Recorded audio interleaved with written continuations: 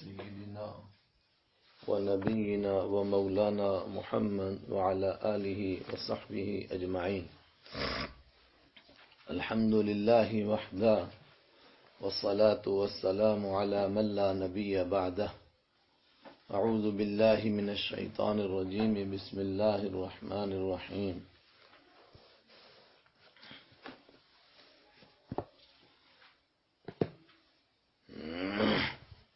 ويسألونك عن الروح قل الروح من أمر ربي وما أوتيتم من العلم إلا قليلا.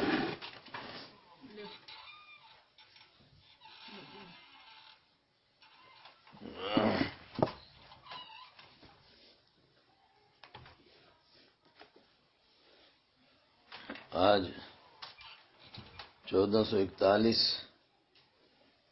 سن ہجری کے رمضان المبارک کی 16 تاریخ ہے اور ہمارے درس کا آغاز ہو رہا ہے سورہ بنی اسرائیل کی آیت نمبر 85 سے.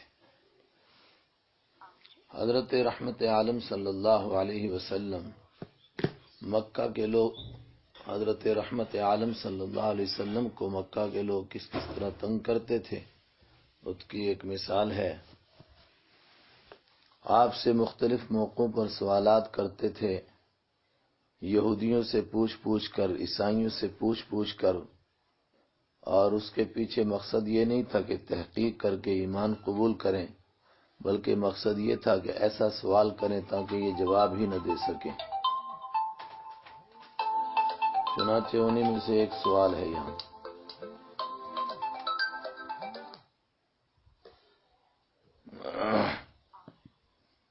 ایک سوال یہاں کیا گیا، اس کی تفصیلات ملتی ہیں روایات میں کہ مکہ والوں نے 2 اپنے آدمی مدینہ منورہ بھیجے کہ ان سے یہودیوں سے پوچھ کر آؤ کہ کوئی ایسا سوال ہم ان سے کریں جو یہ جواب نہ دے سکیں. یہودیوں نے ان کو 3 سوالات بتائے، ان میں سے ایک یہاں آ رہا ہے. ان کو روح کے بارے میں پوچھو، اور 2 سوال اگلی صورت میں آ رہے ہیں، اصحاب کہف کے بارے میں پوچھو اور ذوالقرنین کے بارے میں معلوم کرو. انہوں نے کہا اگر یہ اس کا جواب دے دیں گے تو اس کا مطلب یہ ہے کہ یہ اللہ کے پیغمبر ہیں، اور اگر اس کا جواب نہیں دے پائیں گے تو اس کا مطلب یہ ہے کہ یہ صرف دعویٰ ہی کر رہے ہیں. اگر جواب دے دیں گے تو کیسے معلوم ہوگا اللہ کے پیغمبر ہیں؟ انہوں نے کہا کہ ان سوالوں کے جواب پیغمبر کے سوا کوئی نہیں دے سکتا ہے. ان میں سے ایک سوال تھا روح کے بارے میں، ان کو سوال کرو. وَيَسْأَلُونَكَ عَنِ الرُّوحِ، قرآن پاک نے اس کا جواب دیا. اور لوگ آپ سے پوچھتے ہیں روح کے بارے میں. روح کے بارے میں کیا سوال تھا کہ روح کی حقیقت کیا ہے؟ اور روح مختلف چیزوں کے لیے قرآن پاک نے بولا، لیکن یہاں مراد وہ چیز جس کی وجہ سے انسان کو زندگی ملتی ہے. روح کیا چیز ہے؟ جواب قل الروح من امر ربی. قل آپ فرما دیجئے الروح من امر ربی، روح میرے رب کے حکم میں سے ہے. مطلب اس کی حقیقت انسان نہیں جان سکتا ہے. میرے رب کا ایک حکم ہے جس سے زندگی ملتی ہے اور اسی حکم سے انسان مر جاتا ہے. انسان کے جسم کے لیے اسباب ہیں، لیکن روح کے لیے کوئی سبب نظر نہیں آتا ہے جس تک انسان کو پہنچنا مشکل ہے. قرآن پاک نے اس کا جواب دے دیا کہ یہ صرف اتنا سمجھ لینا کافی ہے کہ میرے رب کا ایک حکم ہے. وَمَا أُوتِيتُم مِّنَ الْعِلْمِ إِلَّا قَلِيلًا، اور نہیں دیا گیا تم کو من العلم، علم میں سے، الا قلیلا، مگر تھوڑا سا. تمہیں ہے علم کون سا ہے اور کس چیز کی حقیقت تمہیں معلوم ہے؟ تمہیں بہت تھوڑا سا علم ملا، اور وہ بھی کس کے ذریعے سے؟ وحی کے ذریعے سے علم ملا. یہ حقائق بتائے گئے، جنت کی حقیقت بتائی گئی، جہنم بتائی گئی، اور کیا جو جس تک انسان کی رسائی نہیں ہو سکتی وہ چیزیں وحی کے ذریعے سے بتائی گئی. وَلَئِن شِئْنَا، اور قسم بخدا اگر ہم چاہیں، لَنَذْهَبَنَّ، تو ضرور بضرور ہم لے جائیں، بِالَّذِي أَوْحَيْنَا إِلَيْكَ، اس چیز کو جو وحی کی ہم نے الیک، آپ کی جانب. مطلب یہ تھوڑا سا جو تم کو علم ملا ہے، یہ علم اگر ہم چاہیں تو اس وحی کو لے جائیں اور تم وحی کی برکت سے محروم ہو جاؤ تو جو کچھ تمہارے پاس یہ علم ہے یہ بھی باقی نہ رہے۔ وَلَئِن شِئْنَا، اور قسم بخدا اگر ہم چاہیں، لَنَذْهَبَنَّ، ضرور ہم لے جائیں، بِالَّذِي أَوْحَيْنَا إِلَيْكَ، اس چیز کو جو ہم نے وحی کی آپ کی جانب، ثُمَّ لَا تَجِدُوا، پھر آپ نہیں پائیں گے، لَكَ اپنے لیے، بِهِ اس کے بارے میں، عَلَيْنَا ہمارے خلاف، وکیلاً کوئی کام بنانے والا۔ یعنی اگر ہم یہ وحی نہ آپ پر نازل کریں اور ان راز سے نہ واقف کریں آپ کو اور آپ کے ذریعے سے تمام انسانوں کو، تو کوئی دوسرا نہیں ہے کہ جو ان رازوں سے آپ کو واقف کر سکے، الا رحمتا من ربک، لیکن اللہ تعالی وہی بھیج رہا ہے اور یہ علم انسان کو نصیب ہو رہا ہے، یہ صرف اس کی مہربانی ہے، الا رحمتا من ربک، مگر مہربانی کرنے کے لیے تیرے رب کی جانب سے، اور تیرے رب کا اتنا بڑا کرم ہو رہا ہے، یہ وہی اتر رہی ہے اور یہ راز انسان کو معلوم ہو رہے ہیں۔ یہ کیوں ہے؟ ان فضلہ کان علیک کبیرا، ان فضلہ بے شک اس کا فضل، کان علیک کبیرا ہے آپ کے اوپر بہت بڑا۔ قرآن پاک وحی کے ذریعے سے انسان کو ملا، یہ حضرت رحمت عالم صلی اللہ علیہ وسلم پر اس کا فضل ہوا اور آپ کے صدقے سے انسانوں کو ملا، یہ کتنا بڑا اللہ کا فضل ہے۔ قل، اس کو سمجھانے کے لیے فرمایا، کسی بھی چیز کی قیمت اس کے نادر ہونے سے ہوتی ہے، چیز نہ پائی جائے۔ قرآن پاک پروردگار کا کیسا نادر تحفہ ہے۔ قل، آپ فرما دیجئے، لا، قسم بخدا، ان اگر اجتماعت اکٹھے ہو جائیں، الانس انسان، والجن اور جن، علی اس بات پر، ان یاتو کہ وہ لائیں، بمثل ھذا القرآن اس قرآن کے جیسا، لا یاتون بمثلہ نہیں لا سکیں گے وہ اس کے جیسا کوئی قرآن، ولو کان بعضهم لبعض ظہیرا اگرچہ وہ ایک دوسرے کے مددگار بھی بنے۔ کتنا نادر اور کتنا عظیم الشان تحفہ ہے کہ پوری کائنات مل جائے، انسان کے ساتھ جنات بھی ملیں، آپس میں مشورہ بھی کریں، ایک دوسرے کی مدد بھی کریں، اس کے باوجود بھی اس قرآن کے جیسی کتاب نہیں لا سکتے۔ یہ ہے اللہ تعالیٰ کا فضل، یہ ہے اس کا احسان۔ اس کے ذریعے سے انسان کو وہ راز بتائے گئے جہاں تک انسان کی رسائی نہیں ہو سکتی تھی۔ وَلَقَدْ صَرَّفْنَا لِلنَّاسِ فِي هَذَا الْقُرْآنِ، اور یقیناً ہم نے کھول کھول کر بیان کیا۔ صرفہ کے لفظی معنی گھما پھرا کر بیان کیا، یہاں مراد وہ ہے ہر طریقے سے بیان کیا، کھول کھول کر بیان کیا، للناس لوگوں کے لیے، فی هذا القرآن اس قرآن میں، من کل مثل ہر قسم کی حالت، جس چیز کی انسان کو ضرورت تھی، دنیا میں انسان کو کیا کرنا ہے اور کیا نہیں کرنا ہے، ہم نے اسی صورت میں پڑھے، اوامر اور نواہی، کیا ماننا ہے اور کیا نہیں ماننا ہے، اور آخرت کے اعتبار سے اس کو کیا ملنے والا ہے، یہ ساری باتیں بیان کی اور مختلف پیرائے میں بیان کی۔ لیکن ہائے، اتنا بڑا اللہ کا کرم ہوا تو انسان نے کیا کام کیا؟ فَأَبَا، انکار کیا، اکثر الناس، اکثر لوگوں نے، الا کفورا، سوائے ناشکری کے، اکثر لوگوں نے نہیں اس کو تسلیم کیا، اگر کسی چیز کو لیا تو ناشکری کو لیا۔ وَقَالُوا لَن نُؤْمِنَ لَكَ حَتَّى تَفْجُرَ لَنَا مِنَ الْأَرْضِ يَنبُوعًا، وَقَالُوا، اور اتنے عظیم الشان تحفے کو چھوڑا، اتنے عظیم الشان معجزے سے یقین نہیں ان کو ہوا، تو مطالبے کیا کیے کہ نہیں یہ قرآن تو ٹھیک ہے، معجزہ ہے اور اس کے جیسا ہم نہیں بنا سکتے، مگر ہمارا مطالبہ تو ابھی باقی ہے کہ آپ یہ معجزے دکھائیے۔ یہ کئی جگہ پیچھے ذکر آیا کہ سورہ بنی اسرائیل میں ان کے مطالبات کی لسٹ آ رہی ہے۔ یہ دیکھیے، اس سے پہلے آیا سورہ انعام میں بھی، 8ویں پارے کے بالکل شروع میں، اور ابھی پیچھے گزرا سورہ ابراہیم میں بھی۔ وقالو، یہاں کیا فرما رہے ہیں؟ اور انہوں نے کہا، کیا مطالبہ کیا؟ لن نؤمن، ہرگز ہم ایمان نہیں لائیں گے، لکا، آپ کے لیے مطلب آپ کے کہنے پر ہم یقین نہیں کریں گے، حتی تفجر لنا، یہاں تک کہ آپ بہائیں، لنا ہمارے لیے، من الارض زمین میں، ینبوع چشمے۔ مکہ المکرمہ ایک سنگلاخ پہاڑی کا علاقہ ہے جہاں صرف زمزم کا کنواں ہے۔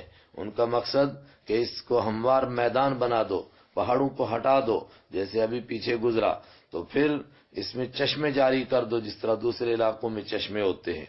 او تکون لک جنہ، دوسرا مطالبہ، یا ہو آپ کے لیے جنتن کوئی باغ، من نخیل، مکہ المکرمہ میں باغ نہیں ہوتے، آپ کا کوئی باغ ہو کھجوروں کا، وعنب اور انگوروں کا، فتفجر الانہار تو بہائیں آپ نہروں کو، خلالہا ان کے بیچ میں، تفجیرا زبردست طریقے سے، آپ ان کے بیچوں بیچ نہریں، ایک نہیں کئی کئی نہریں چلائیں، یہ کر کے دکھا دیجئے۔ او تسقط السماء، اور تیسرا مطالبہ، آپ بار بار کہتے ہیں کہ اگر نہیں مانو گے تو آسمان سے تم پر کوئی عذاب آ جائے گا، تو لائیے عذاب۔ او تسقطا، یا گرا دیں آپ، السماء آسمان کو، کما زعمتا جیسا کہ آپ کا گمان ہے، علینا ہم پر، کسفن، کسفتن کی جمع ٹکڑے ٹکڑے کر کے آسمان کو گرا دیجئے ہمارے اوپر۔ او تاتی باللہ، یا لے آئیے آپ اللہ کو، الیاذ باللہ، اللہ آئے ہمارے سامنے آ کر ہم سے باتیں کرے، والملائکتی، اور فرشتوں کو آپ لے آئیے قبیلہ، سامنے سے لا کر کے، سامنے آئے فرشتے بھی ہم سے باتیں کریں، اللہ بات کرے، اللہ بتائے کہ ہاں یہ میرے پیغمبر ہیں، پھر ہم مانیں گے۔ او یکون لک بیتن، یا ہو لکا آپ کے لیے، بیتن کوئی گھر، من زخرف سونے کا۔ اگر آپ کا اللہ کے ساتھ ایسا تعلق ہے کہ اس نے آپ ہی کو پیغمبر بنایا ہے، تو پھر آپ اس کو کہیے کہ آپ کو سونے کا ایک گھر دے دے۔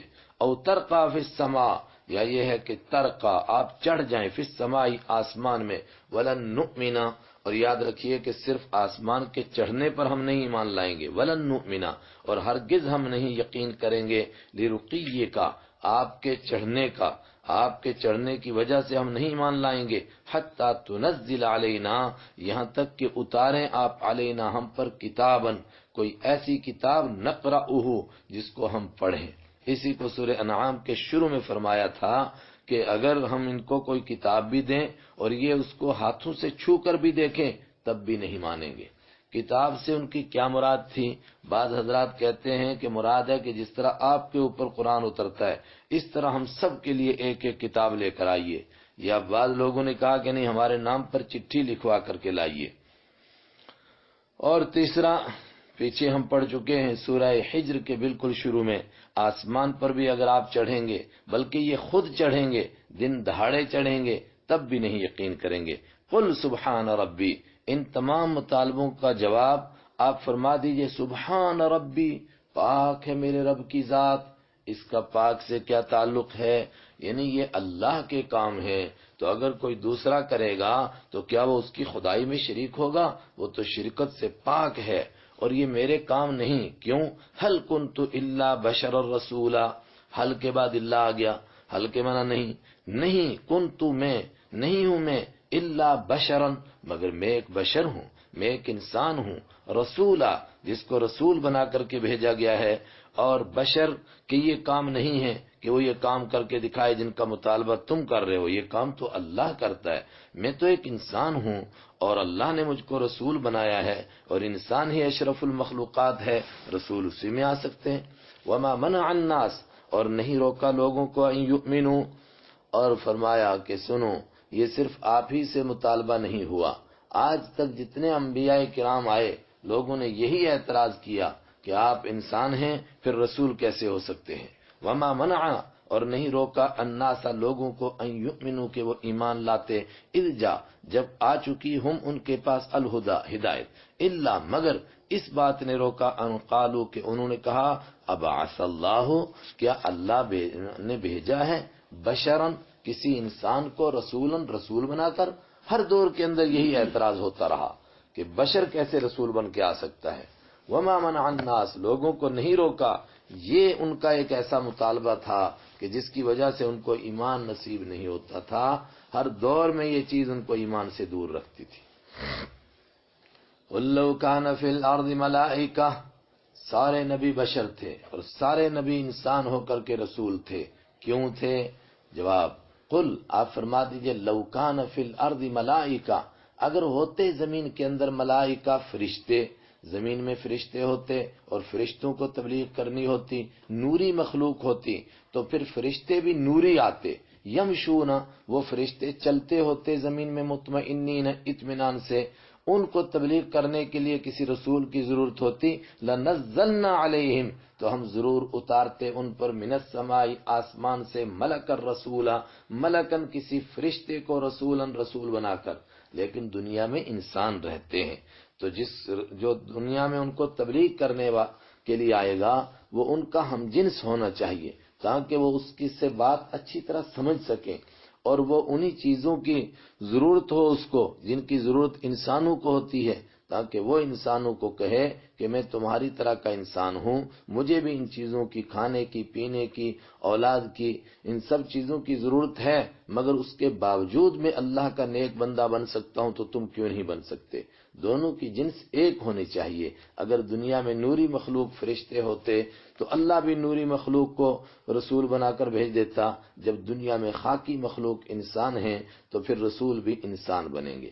قُلْ كَفَىٰ بِاللَّهِ شَهِيدًا بَيْنِي وَبَيْنَكُمْ، یہ معجزات اگر میں نہ پیش کروں تو وہ کہتے تھے پھر ہم کہیں گے کہ آپ بالکل رسول نہیں ہیں۔ فرمایا تمہارے کہنے سے کیا ہوتا ہے، تم کہتے ہو نہیں ہیں۔ قل، آپ فرما دیجئے کفا باللہ، اللہ کافی ہے، شہیدن گواہی دینے کے لیے، بینی میرے درمیان، و بینکم اور تمہارے درمیان۔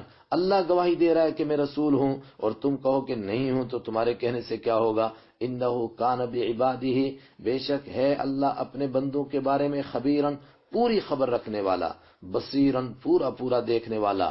مطلب کہ گواہ وہ معتبر ہوتا ہے جو حالات سے پوری طرح واقف ہو۔ کیا اللہ سے بڑھ کر کوئی کائنات سے ہو سکتا ہے واقف؟ اللہ واقف ہے اس کے بندوں میں سے کون کیا ہے، جس کو رسول بنایا اس کو وہ نہیں جانے گا۔ وَمَن يَهْدِ اللَّهُ، اصل بات یہ ہے جس کو اللہ ہدایت دیتا ہے فَهُوَ الْمُهْتَدِ، بس وہی ہدایت والا ہوتا ہے، اور جس کو اللہ گمراہ رہنے دیتا ہے، اور کیوں رہنے دیتا ہے؟ جو ہدایت پر آنا نہیں چاہتا۔ وَمَن يُضْلِلْ، اور جس کو اللہ گمراہ رہنے دیتا ہے، فَلَن تَجِدَ، تو نہیں پائے گا، لہم ایسے لوگوں کے لیے، اولیاء کوئی مدد کرنے والے، من دونہ اس کے سوا، حاجت روا، مشکل کشا، کام بنانے والے۔ یہاں کیا کام؟ کہ اللہ اس کے اعمال کی وجہ سے اس کو گمراہ رہنے دے اور کوئی دوسرا اس کو راستہ دکھائے، نہیں دکھا سکتا۔ ان کا حال بھی یہی ہے۔ وَنَحْشُرُهُمْ يَوْمَ الْقِيَامَةِ، ایسے لوگوں کو ہم جمع کریں گے قیامت کے دن، عَلَى وُجُوهِهِمْ، ان کے چہروں کے بل، عُمْيًا اس حال میں کہ وہ اندھے ہوں گے، بُکْمًا اس حال میں کہ وہ گونگے ہوں گے، صُمًّا اس حال میں کہ وہ بہرے ہوں گے۔ اندھے، گونگے، بہرے قیامت کے دن کیوں اٹھیں گے؟ یعنی مقصود مطلب نہیں چیز سمجھ پائیں گے، ان کی اپنی منزل کو دیکھ نہیں پائیں گے، اپنی منزل تک پہنچ نہیں پائیں گے، مطلب کی بات سمجھ نہیں پائیں گے۔ کیوں؟ اس لیے کہ دنیا میں بھی ایسے ہی تھے۔ مأواہم جہنم، ان کا ٹھکانہ جہنم ہوگا، اور جب وہ جہنم میں گر جائیں گے، کلما خبت، جب بھی دھیمی ہوگی اس کی آگ، خبت کے معنی آگ کا دھیما ہونا، زدناہم ہم زیادہ کریں گے ان کو، سعیرن بھڑکنے کے اعتبار سے، اور آگ بھڑکا دی جائے گی۔ ذالک جزاؤہم، یہ ان کی سزا ہے، یہ ان کا بدلہ ہے، بانہم کفروا، اس لیے کہ انہوں نے انکار کیا، بآیاتنا ہماری آیتوں کا انکار کیا، وقالوا اور انہوں نے کہا، اذا كنا عظاما، کہ جب ہم ہو جائیں گے ہڈیاں، ورفاتا اور چورا، انا کیا بے شک ہم، لمبعوثون ضرور بالضرور، کس کا ترجمہ ہوا؟ لام کا لا، مبعوثون زندہ کیے جائیں گے، خلقا جدیدہ نئی مخلوق بنا کر، نئی پیدائش میں۔ اولم یرو، تمہیں صرف اتنا مشکل لگتا ہے کہ آدمی مر کر مٹی ہوا تو دوبارہ زندہ کیسے ہوگا؟ کبھی غور نہیں کیا؟ اولم یرو، اور کیا نہیں دیکھا انہوں نے، غور نہیں کیا، ان اللہ کہ اللہ تعالیٰ، الذی خلق السماوات جس نے پیدا کیا آسمانوں کو، والارض اور زمین کو، قادر وہ اللہ جو اتنی بڑی مخلوق کو پیدا کر سکتا ہے، سارے آسمانوں کو اور آسمانی ساری مخلوق اور آسمانی نظام کو، زمین کو اور زمین کی ساری مخلوق اور اس کے نظام کو، وہ اللہ قادر قدرت رکھنے والا ہے، علی اس بات پر، ان یخلقا کہ وہ پیدا کر دے، مثلہم ان کے جیسوں کو مرنے کے بعد دوبارہ، وجعل لہم اور اللہ اس پر قدرت رکھنے والا ہے، جعل کے بنائے وہ، لہم ان کے لیے، اجلا ایک مدت، یا نیا جملہ ہے، اللہ اس کو ایسا کر سکتا ہے، اور وہ کہتے تھے ابھی کیوں نہیں کرتا؟ کہا ابھی نہیں کرے گا، اس کے لیے اس نے ایک وقت مقرر کیا، وجعل اور اس نے مقرر کیا، لہم ان کے لیے، اجلا ایک ایسی مدت، لا ریب فیہ جس میں کوئی شک نہیں، فابى الظالمون تو انکار کیا ظالموں نے، یعنی یہ باتیں تو ایسی تھیں کہ جو دل میں اتر گئی تھیں، اس کے بعد انکار کی کوئی گنجائش نہیں تھی، لیکن فابى الظالمون تو انکار کیا ظالموں نے، الا کفورا سوائے ناشکری کے۔ قل آپ فرما دیجئے، لو انتم تملکون خزائن رحمت ربی، وہ جو پیچھے فرما رہے تھے نا کہ ہم آپ کو نہیں مانیں گے یہاں تک کہ آپ آسمان سے کتاب لے کر کے آئیں، ایک معنی اس کا یہ کیا گیا کہ ہر شخص کے لیے اسی طرح کتاب ملے جس طرح قرآن پاک ہے، آپ پر کیوں اترتا ہے، ہم میں سے ہر شخص پر کیوں نہیں اترتا، ہر شخص نبی کیوں نہیں بنتا، یہ بھی ایک تفسیر کی گئی۔ اور یہ اس لیے بھی مناسب ہے کہ قرآن پاک میں اور جگہ ان کا یہ مطالبہ تھا کہ کسی بڑے آدمی کو کیوں نہیں نبی بنایا گیا، تو اسی کا جواب ہے اس آیت کے اندر کہ اس کا مطلب کہ تم اللہ کی رحمت کے خزانوں کے مالک ہو کہ اس کو بناؤ، اس کو نہ بناؤ، اس کو بناؤ، اس کو نہ بناؤ۔ فرمایا تم اللہ کی رحمت کے خزانوں کے مالک نہیں ہو۔ اگر اللہ تم کو خزانہ دے دے اور خاص طور سے یہ نبوت کا خزانہ مل جائے کہ اب تم نے کس کو نبی بنانا ہے، کس کو تم نے مبعوث کرنا ہے، تو تم تو اللہ کی رحمت کو کسی کو دو گے ہی نہیں کہ کہیں ختم نہ ہو جائے۔ قل آپ فرما دیجئے لو انتم اگر تم ہوتے تملکون مالک خزائن رحمت ربی، میرے رب کی رحمت کے خزانے کے مالک ہوتے تم، میری رب کی رحمت کے خزانے تمہارے پاس ہوتے، اذن تب تو لامسکتم تم ضرور روک لیتے ان خزانوں کو، خشیت الانفاق خرچ ہونے کے ڈر سے، یہ نبوت کا خزانہ ہوتا اس کو بھی روکتے، اور دنیا کے انسانوں کی ضرورت کی چیزیں ہوتی وہ بھی نہ دیتے۔ وَكَانَ الْإِنسَانُ قَتُورًا اور انسان ہے ہی قتورا کنجوس۔ وَلَقَدْ آتَيْنَا مُوسَىٰ 9 آیات بینات، جی ہاں آپ صلی اللہ علیہ وسلم کو کتاب ملی ہے، یہ کوئی حیرت ناک بات نہیں ہے، آپ سے پہلے موسیٰ علیہ السلام کو بھی کتاب مل چکی اور موسیٰ علیہ السلام کو معجزات دیے گئے، لیکن اس کے باوجود فرعون نے نہیں مانا۔ آپ سے مطالبہ ہے کہ یہ معجزے لاؤ، یہ معجزے لاؤ، پھر ہم مانیں گے، کیسے یقین کر لیا جائے جبکہ موسیٰ علیہ السلام کو اتنے معجزے ملے، اس کے باوجود اس دور کے نافرمان ایمان نہیں لائے۔ وَلَقَدْ آتَيْنَا اور یقیناً ہم نے دیا موسیٰ علیہ السلام کو 9 آیات 9 نشانیاں بینات جو بالکل واضح تھی۔ 9 نشانیاں کیا تھیں؟ اکثر حضرات نے وہی کہا فَأَرْسَلْنَا عَلَيْهِمُ الطُّوفَانَ وَالْجَرَادَ وَالْقُمَّلَ وَالضَّفَادِعَ وَالدَّمَ جو ہم نے سورہ آراف میں پڑھی، اور اس میں نے کہا کہ شروع کی قحط سالی کی نشانی جمع کرو تو پھر سورہ یونس کی ایک نشانی جمع کرنے کی ضرورت نہیں ہے۔ سورہ یونس میں کیا ہے کہ ان کے مالوں کو پتھر بنا دیا گیا، اور اگر وہ نشانی نہ ہو تو پھر سورہ یونس کی ملا کر 9 بن جائیں گی کہ ان کے اموال پتھر بن گئے۔ لیکن 9 نشانیوں کی ایک تفسیر خود حدیث میں بھی آئی ہے، ابو داؤد شریف میں اور دوسری حدیث کی کتابوں میں ہے کہ 9 احکام ہیں جن میں کچھ کرنے کے کام اور کچھ سے روکا گیا۔ قتل ناحق نہ کرو، بدکاری نہ کرو، مثلا اس طرح کے احکام ہیں جیسا کہ ہم نے اسی صورت میں پڑھا۔ تو بعض کہتے ہیں کہ وہی مراد ہے۔ فَاسْأَلْ بنی اسرائیل تو پوچھ لیجئے بنی اسرائیل سے، لیکن معجزات مراد ہوں تو زیادہ مناسب، چونکہ بات ان کی چل رہی ہے کہ معجزات دے کر بھیجا گیا تو پوچھو بنی اسرائیل سے نتیجہ کیا نکلا۔ اذ جاءہم جب آئے تھے موسیٰ علیہ السلام ان کے پاس، فقال له فرعون تو کہا ان سے موسیٰ علیہ السلام سے فرعون نے، انی لأظنک بے شک میں گمان کرتا ہوں تجھ کو یا موسیٰ اے موسیٰ علیہ السلام مسحورا کہ تجھ پر جادو کیا ہوا ہے۔ کیا عجیب باتیں کر رہا ہے، اگر احکام ہیں تو تب بھی اس لیے کہہ رہا ہے کہ یہ کام کرو، یہ نہ کرو، یہ کرو، یہ نہ کرو۔ آدمی اپنی مرضی کا مالک ہے، جو چاہے سو کرے، جو چاہے اس کو چھوڑے۔ ایسی باتیں تو کر رہا ہے، اس کا مطلب تجھ پر جادو ہو گیا ہے۔ اور یہی لفظ آپ کے لیے اس صورت میں بولا گیا تھا حضرت رحمت عالم صلی اللہ علیہ وسلم کے لیے کہ تم چلتے ہو ایک ایسے آدمی کے پیچھے جس پر جادو کیا گیا ہے۔ آپ کے لیے تسلی بھی ہے کہ آپ سے پہلے موسیٰ علیہ السلام کو بھی ایسے ہی کہا گیا۔ قال لقد علمت حضرت موسیٰ علیہ السلام نے فرمایا لقد یقیناً علمت جانتا ہے تو ہے فرعون ما انزل هؤلاء نہیں نازل کیا ان نشانیوں کو یا ان معجزات کو یا ان احکام کو الا رب السماوات والارض مگر اس نے جو رب ہے آسمانوں کا والارض اور زمین کا بصائر یہ نشانیاں کس لیے آئیں بصائر بصیرت ان کی جمع دل کے اندر روشنی کرنے والی بصائر یہ نشانیاں اس حال میں کہ دل کو بینا کرنے والی ہیں دل کے اندر روشنی پیدا کرنے والی وَإِنِّي لَأَظُنُّكَ اور بے شک میں گمان کرتا ہوں تجھ کو یا فرعون اے فرعون مسبورا اس نے کہا تھا آپ ہیں مسحور حضرت موسیٰ علیہ السلام نے فرمایا او فرعون مجھے یقین ہے تو ہے مسبور مسبور کے معنی ہلاک کیا ہوا مجھے تو لگ رہا ہے کہ تیرا کام ہو چکا ہے فَأَرَادَ تو اس نے ارادہ کیا فرعون نے ان یستفزہم فض یفز استفز یستفز کل بھی گزرا، لفظی معنی اکھاڑ دینا، اس نے ارادہ کیا کہ اکھاڑ پھینکے ہم ان کو من الارض زمین سے، یعنی ایک تو ان کو ہلکا کرے، یہ نہیں کہ ملک سے نکالے، ان کے بچوں کو ذبح کرے اور غلام بنا کر کے رکھے، فاغرقناہ تو ہم نے اسی کو غرق کر دیا، ومن معہ اور ان کو بھی معہ جو اس کے ساتھ تھے، جمیعاً سب کے سب کو، وقلنا من بعدہ لبنی اسرائیل اور کہا ہم نے من بعدہ فرعون کے غرق ہونے کے بعد لبنی اسرائیل بنی اسرائیل کے لیے کہا، اسکنو بنی اسرائیل سے کہا بس جو تم الارض زمین میں، بسیرو فاذا جاء وعد الاخرۃ جب آئے گا آخرت کا وعدہ، جئنا بکم لفیفا لے آئیں گے ہم تم کو اکٹھا کر کے۔ اس سے کیا مراد ہے؟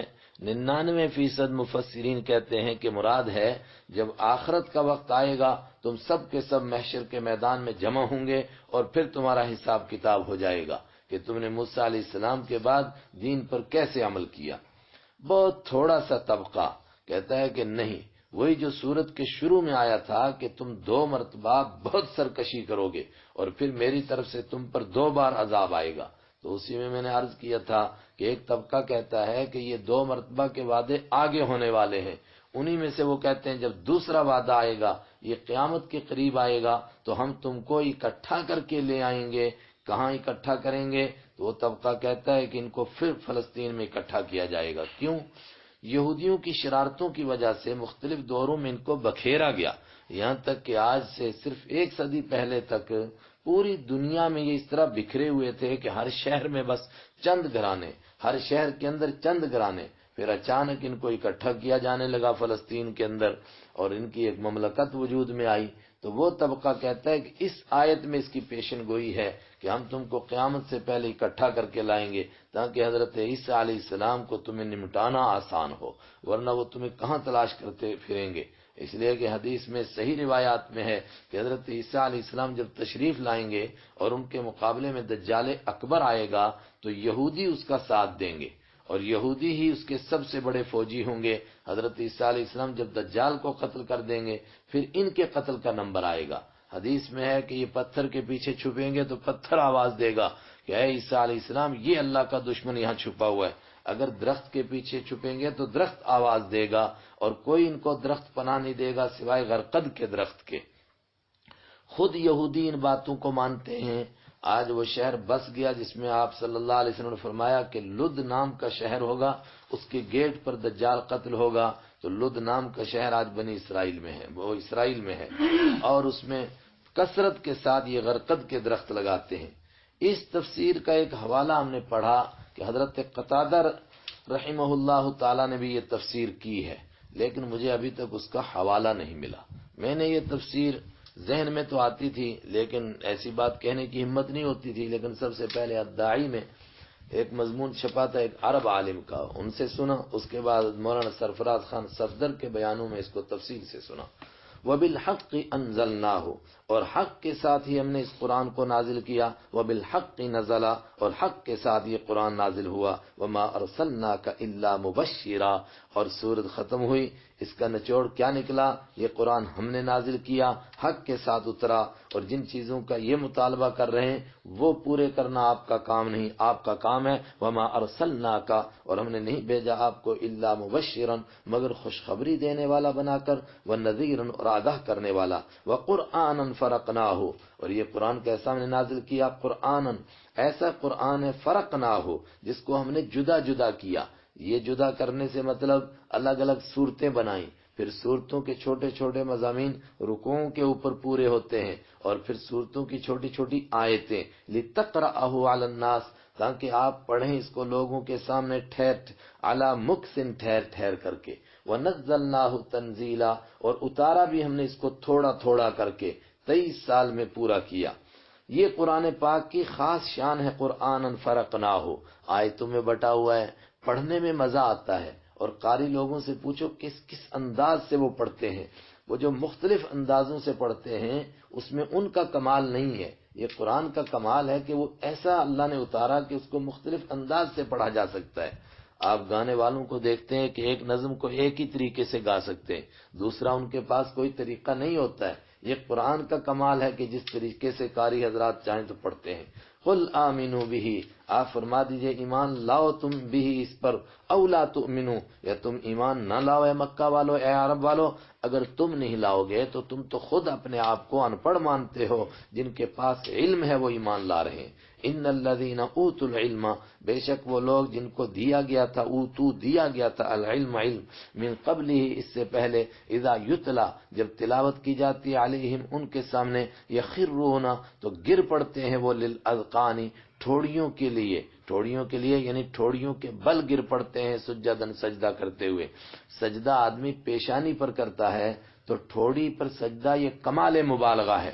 اتنی تیزی کے ساتھ اللہ کی آیتیں سن کر ان پر ایسا اثر ہوتا ہے کہ وہ شکر کے طور پر سجدے میں گر پڑتے ہیں، اور اتنی تیزی سے کہ گویا ٹھوڑیوں کے بل گر پڑتے ہیں. وَيَقُولُونَ سُبْحَانَ رَبِّنَا، اور وہ کہتے ہیں پاک ہے ہمارا رب.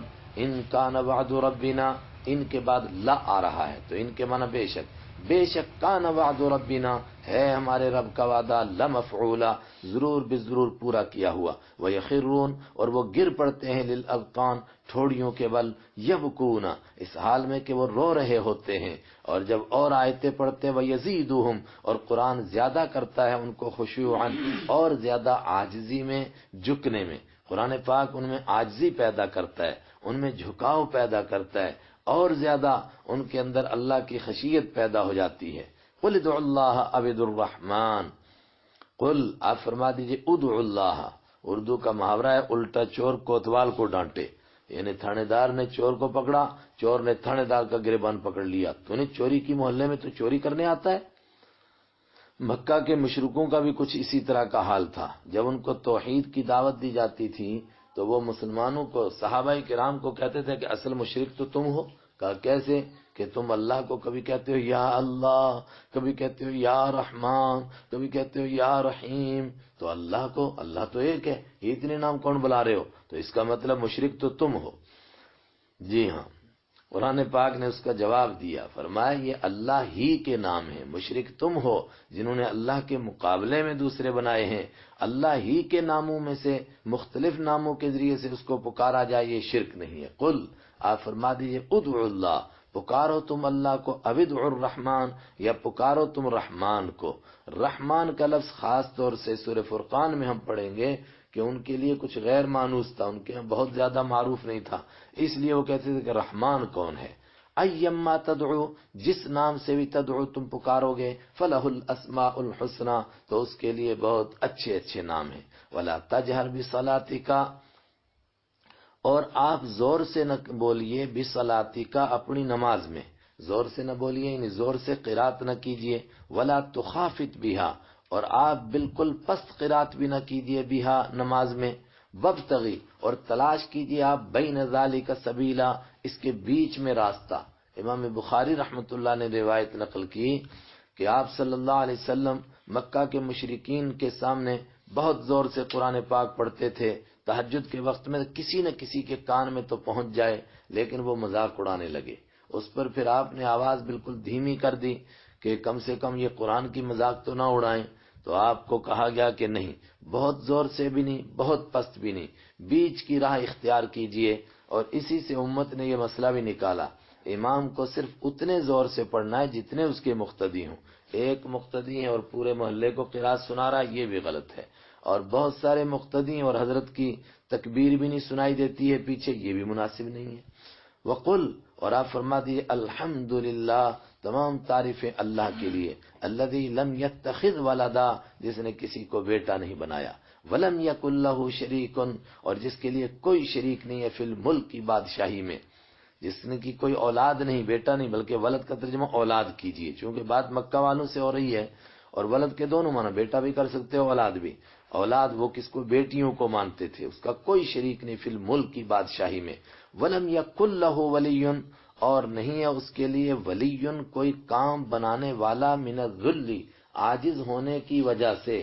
یہ پیچھے گزر چکا کہ اللہ تعالیٰ کی مثالیں مت پیش کرو. تو وہ مثالیں کیا دیتے تھے کہ جس طرح ایک بادشاہ کو ضرورت ہوتی ہے وزیروں کی، اور پھر وزیروں کو ضرورت ہوتی ہے افسروں کی، اور افسروں کو ضرورت ہوتی ہے ماتحتوں کی، اسی طرح ٹھیک ہے اللہ ایک ہے، مگر اس کے کوئی سفارشی وسیلے تو ہونے چاہیے. تو اسی کے لیے پیچھے جواب دے گیا کہ اللہ جانتا ہے اور یہ مخلوق نہیں جانتی، تو تم اللہ کو بادشاہ کے اوپر قیاس کر رہے ہو. یہاں اسی کو فرمایا وَلَمْ يَكُنْ لَهُ وَلِيٌّ، اور نہیں ہے اس کا کوئی کام بنانے والا، من الذل، عاجزی کی وجہ سے کہ اللہ عاجز آ گیا، وہ کام خود نہیں کر سکتا، اس لیے اس نے کچھ اڑدلی رکھ لیے. وَكَبِّرْهُ تَكْبِيرًا، اور سورت کے شروع میں کہا تھا سبحانہ تسبیح، اور آخر میں فرمایا کبرہ تکبیرا، اور آپ اللہ کی کبریائی بیان کیجئے تکبیرن زبردست طریقے سے. بسم اللہ الرحمن الرحیم. الحمد للہ الذی انزل علی عبده الکتاب ولم یجعل له عوجا. سورہ کہف شروع ہوتی ہے، وہی مضمون